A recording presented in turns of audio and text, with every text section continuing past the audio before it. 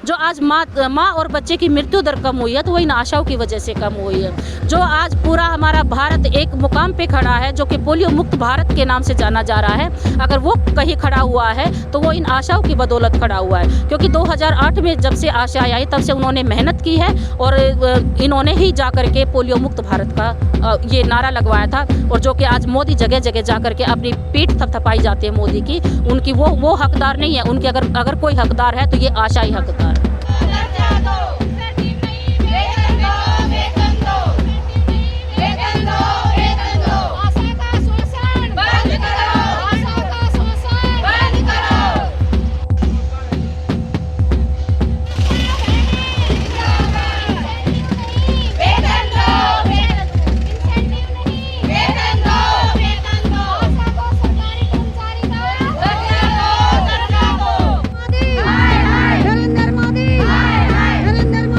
Corona काल में अपनी अहम भूमिका निभाने वाली और नवजन्मे बच्चे के खुराक से लेकर टीकाकरण को लेकर अहम भूमिका निभाने वाली आशा वर्कर आज इतनी हालत खस्ता हो गई है कि उनकी सैलरी है जो 3000 रुपये है, इसी को लेकर सिविल लाइन पर आज आशा वर्कर है दिल्ली में प्रोटेस्ट कर रही हैं। बात करेंगे। मैम, क्या नाम है?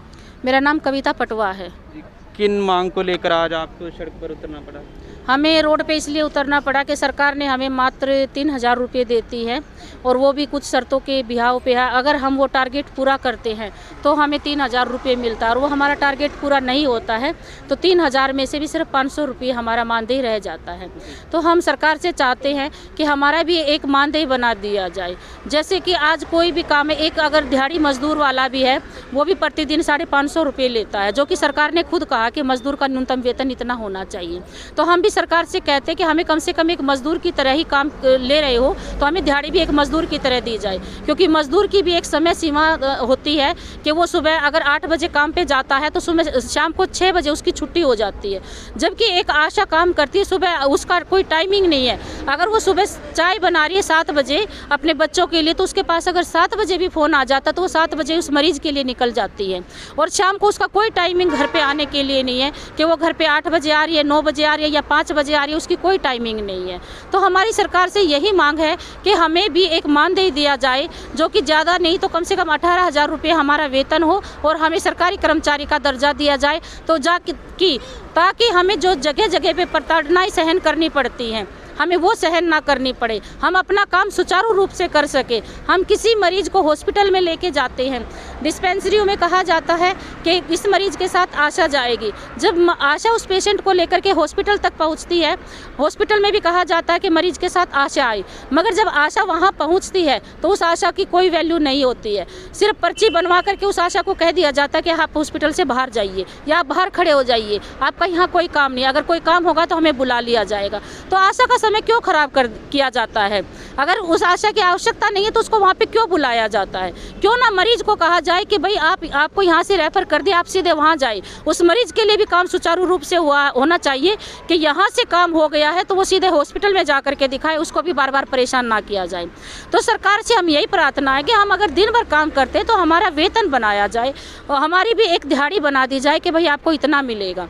क्योंकि काम हम इतना करते हैं, घर वाले भी सोचते कि सारा दिन बाहर रहते हैं, पता नहीं क्या होगा। जब महीने का लास्ट आता है तो हम इसी डर में रहते, पता नहीं कितना पैसा बनेगा, कितना पैसा नहीं बनेगा। जहां हम सोच के चलते, हमारी बहनें सोच के चलती है कि अब शायद मेरा इस महीने 10-15 हज़ार का चेक बन जाएगा, वहां मात्र वो 5-6 हज़ार तक ही आकर के अटक जाती है। तो इतना काम होते हुए भी अगर वो 5-6 हज़ार या 4,000 रुपये या 3,000 रुपये उठा रही है तो बड़ी शर्म की बात है कि वो 24 घंटे काम करके भी सिर्फ 4,000 रुपये ले रही है। कितने समय से आप काम कर रहे हैं?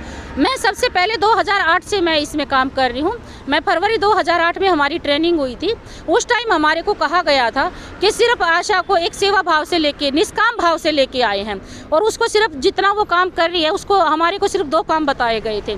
एक तो गर्भवती महिलाओं को देखना है, दूसरा बच्चों का टीकाकरण करवाना है। वो भी हमें सिर्फ उनको रास्ता दिखाना है ताकि वो इधर उधर ना भटके, उनको बताए कि किस काम के लिए कहाँ पे जाना है और कब जाना है। हमें सिर्फ ये काम दिया गया था। 2008 में इतना ही काम था कि हमें घर घर जा कर के सर्वे करना होता होता था और 400 घर के सर्वे में से जितने बच्चे निकलते थे, जितनी प्रेग्नेंट महिलाएं निकलती थी, हमें उनकी देखरेख करनी पड़ती।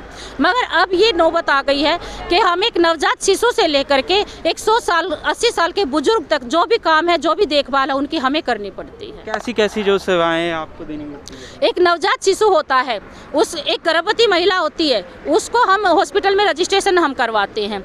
उसको जब जब हॉस्पिटल में दिखाना होता तब हम लेकर के जाते हैं।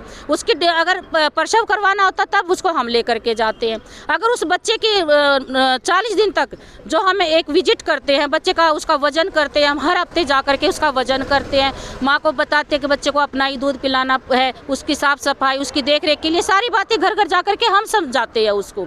उसके बाद उस बच्चे को 1.5 महीने पे टीकाकरण होगा, 3.5 महीने, 2.5 महीने, 3.5 महीने, उसके बाद फिर 9 महीने पे, फिर 1.5 साल पे, फिर 2 साल पे। उसके बाद जो विटामिन की हर 6-6 महीने पे दवाई पिलानी है वो हम करते हैं। 6 महीने जब उसका 5 साल कंप्लीट होता है फिर उसका टीकाकरण होता है, वो हम करते हैं। उसके बावजूद भी जो और भी उसके परिवार में सदस्य, अगर किसी को कोई बीमार है, डोट्स का मरीज है, कोई लेप्रोसी का है, कोई भी बीमारी है, वो सब हम उस मरीज को हॉस्पिटल तक हम पहुंचाते, सबकी देखभाल हम करते हैं। कितने घंटे आपका? हमारा तो जी समय सीमा कोई तय नहीं। अगर ये तो भगवान ने 24 घंटे दे रखे, अगर 48 घंटे होते दिन में तो हम 48 घंटे भी काम करते। कितनी है ऐसी आशा वर्कर जिनकी आप बता रहे हैं कि मानदेय ये दिल्ली में, ये पूरी दिल्ली में समथिंग 6,500 आशा है, तो 6,500 का ऐसा ही है। और पूरे भारत में आशाएं लेके आई गई हैं और पूरे भारत में सभी आशाओं के साथ ऐसा ही नाइंसाफ़ी हो रही है। तो परमानेंट भी है कुछ आशा वर्कर? नहीं, कोई आशा परमानेंट नहीं है। आशा परमानेंट नहीं है, सिर्फ काम परमानेंट है। कि अभी हम ना पिछले हफ्ते तो हमारे साथ, पिछले महीना तो हमारे साथ ऐसे गुजरा है कि इस हफ्ते हमारे साथ पोलियो आ गई। जैसे ही पोलियो ख़त्म हुआ उसके बाद आयरन सिरप आ गया, जो हमने बच्चों को, छोटे बच्चों को पिलाया। जैसे ही आयरन सिरप ख़त्म हुआ, जो कि बुधवार और शनिवार को पिलवाना था, उसके बाद जैसे ही हमने वो डिवाइड किया, उसके बाद हमारे पास ORS आ गई। जब हमने सबको घर घर जाके ORS डिस्ट्रीब्यूट कर दिए, उसके बाद हमारे पास एल्बेंडाजोल आ गई। जब हमने एल्बेंडाजोल खिला दी तो उसके बाद हमारे पास फिर आयरन की गोलियां आ गई हैं। तो इस तरीके से मतलब ये है कि हम घर पे तो हम बैठ ही नहीं सकते, हमारा परिवार है ही नहीं, हम सारा दिन बस यही काम करते। ऊपर से कोरोना का है कि उधर पेशेंट निकल गया, जिस टाइम भी वहाँ का पॉजिटिव पेशेंट की रिपोर्ट आ गई, वहीं पे आशा को बोल दिया जाएगा फ़ोन करके, वहाँ पेशेंट की रिपोर्ट निकली और आप उसको मेडिसिन दे के आओ, उसको ऑक्सीमीटर दे के आओ, उसको मेडिसिन दे के आओ, उसको सारी बातें समझा करके आओ, उसको बार बार देख के आओ। ये चीज़ें सारी हमारे। आपकी केवल मांग है कि मानदेय बढ़ाया जाए या परमानेंट भी किया जाए? हाँ, हमारी 2 मांगे हैं कि हमें परमानेंट किया जाए और हमारा एक वेतन बनाया जाए कि जो कि एक दिहाड़ी है, जो मजदूर को आप देते हैं, हमें 18,000 रुपये जो आपने मानदेय रखा है, हमारे भी कोई भी कम से कम 18,000 रुपये मिलना चाहिए। अभी कौन कौन सी मुश्किल आती हैं? अगर 3,000 रुपये तो इस समय में बहुत कम है, तो घर चलाने में कौन कौन सी दिक्कत होगी? घर चलाने में तो सारी मुश्किल आ रही है। अब हम एक छोटा सा सिलेंडर लेते हैं जो कि महीने भर भी नहीं चलता, उसका भी हमें 900 रुपये देना पड़ता है। जो हम दूध लेके आते हैं वो भी 60 रुपये लीटर हो रहा है। जो हम तेल लेकर के आते हैं, घी लेकर के आते हैं, वो भी 200 रुपये लीटर हो रहा है। और घी की तो बात ही छोड़ो, घी तो 1000 रुपये चला गया है। जो हम डेली की साग सब्जी लेकर के आते हैं, पर डे का हमारा सब्जी का खर्चा भी 200 रुपये है, जबकि हमें मात्र अगर हमें लगाया जाए तो 100 रुपये तो हमें मिल रहा है। तो उसका हम क्या करेंगे? 100 रुपये अगर हमें आप दे रहे हो तो उससे क्या खर्चा चलेगा? आप खुद बताइए। जो कि मेरा परिवार मेरे पीछे खड़ा हुआ है कि वो गई है, सारा दिन निकल के बाहर गई हुई है, तो वही कुछ लेकर के आएगी। मैं अपने परिवार को छोड़ करके गई हुई हूँ, परिवार ने मुझे बाहर भेजा है कमाने के लिए और मैं उनको मात्र महीने में 3,000 रुपये दूँ, तो ये मेरे लिए शर्म की बात है, मेरे परिवार के लिए शर्म की बात नहीं है। तो आपकी डिमांड है वो केवल दिल्ली सरकार से है या केंद्र सरकार से? सबसे पहले तो दिल्ली सरकार से, क्योंकि मैं अभी दिल्ली सरकार के यहाँ खड़ी हूँ, तो मुझे दिल्ली सरकार से ये मांग है कि काम दिल्ली सरकार के यहीं से जाता है। तो जब दिल्ली सरकार हमारी नहीं सुन रही तो हमारी और कौन सुनेगा? और जब केंद्र सरकार है वहाँ से भी हमारा पैसा आता है, तो जहाँ बेटी बचाओ बेटी पढ़ाओ का नारा वो लगाते हैं और आज उन्हीं बेटियों को यहाँ रोड पर लाने के लिए मजबूर कर दिया है। तो मुझे केंद्र सरकार से भी थोड़ी सी शिकायत है कि भाई वो भी इन आशाओं को तरफ देखे। केंद्र तो पूरे केंद्र का मतलब क्या होता है कि उसने पूरे विश्व में जो आशाओं का एक संगठन तैयार किया है, तो वो किस लिए तैयार किया है? जो आज माँ और बच्चे की मृत्यु दर कम हुई है तो वो इन आशाओं की वजह से कम हुई है। जो आज पूरा हमारा भारत एक मुकाम पे खड़ा है, जो कि पोलियो मुक्त भारत के नाम से जाना जा रहा है, अगर वो कहीं खड़ा हुआ है तो वो इन आशाओं की बदौलत खड़ा हुआ है। क्योंकि 2008 में जब से आशा आई तब से उन्होंने मेहनत की है और इन्होंने ही जा कर के पोलियो मुक्त भारत का ये नारा लगवाया था, और जो कि आज मोदी जगह जगह जा कर के अपनी पीठ थपथपाई जाती है मोदी की, उनकी वो हकदार नहीं है। उनके अगर कोई हकदार है तो ये आशा ही हकदार है। मैम क्या नाम है, क्या कहना चाहेंगे आप? क्या है सर, मेरा नाम खजाना शर्मा। जो कविता दीदी बोल रही हैं सब कुछ सही बोल रही हैं जी। जो मोदी सरकार ने, आज हमने 2017 में हड़ताल की थी तो 1500 रुपये बढ़ाने का वादा किया था जी हमारा, वो आज तक हमें नहीं दिए गए हैं। अब आप सोचो 5 साल में कितना पैसा हमारा बचता है 5 साल का। और सिलेंडर जब 400 साढ़े 400 रुपये का आता था, फिर 800 600 700 करते गए, सब्सिडी के नाम पे हमें गुमराह किया गया कि सब्सिडी मिलेगी जी। अब वो सब्सिडी भी बंद करके सीधा 900 रुपये का हो गया। तो बताओ केंद्र सरकार या दिल्ली सरकार हमें कितना पैसा देती है जिससे कि हमारी रसोई भी नहीं चलती। तो बताइए हम आशा वर्कर क्या करेंगे, जबकि हर काम केंद्र सरकार का, दिल्ली सरकार का सारा काम हम आशा वर्कर करते हैं। जो 3000 मानधन मिल रहा है वो टाइम पर मिल जाता है? नहीं मिलता जी। कितने समय बाद मिलता है? 2 महीने में, 3 महीने में ऐसे मिलता है जी। वो 3000 भी कहाँ मिलता है सर, अगर 6 पॉइंट 12 पॉइंट हमारे ऊपर रखे गए हैं, अगर वो पूरे होते हैं तो 3000 मिलता है, अगर वो पूरे नहीं हुए तो सिर्फ 500 रुपये ही मिलते हैं। हाँ जी।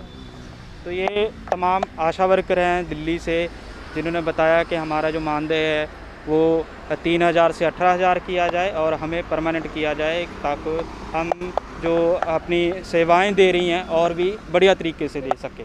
मैं रविंदर सिंह, MNTV, दिल्ली।